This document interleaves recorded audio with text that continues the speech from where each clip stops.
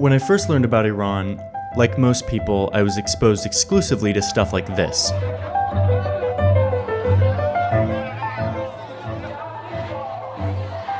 But as I started to look closer, I started to see a much different Iran than what the Islamic Republic regime represents. The reaction in Iran to the news about a potential deal is a good example of what I'm talking about. Immediately following the news of this deal with the West, people lined up to greet Foreign Minister Zarif as he returned from Switzerland. They spent all night celebrating the potential lifting of sanctions and closer ties with the West.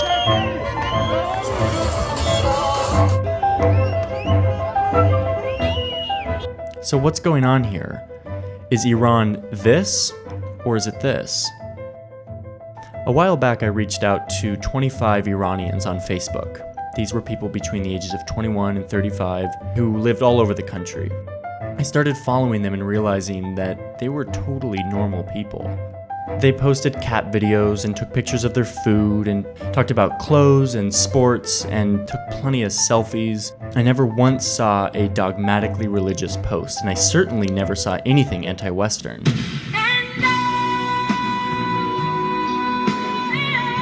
I started to realize that there was a big difference between what I had studied about this regime and what the people were actually like. These were people who were born after the 1979 revolution. They were not a part of the emotion and the zeal that brought about the current Iran and all of its hostilities towards the West.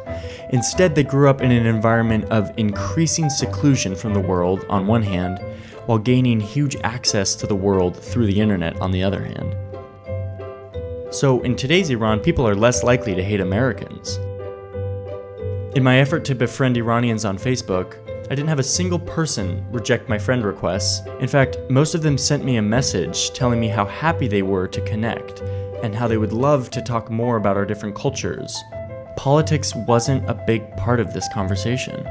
So no matter how easy it is to label Iran as this pariah nation bent on hardline religious fundamentalism, remember that while there are definitely supporters of that ideology, there's a whole nother side to this country that we rarely see.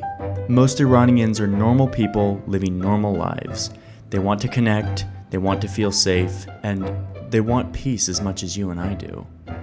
That's something I think we could afford to talk about a little bit more.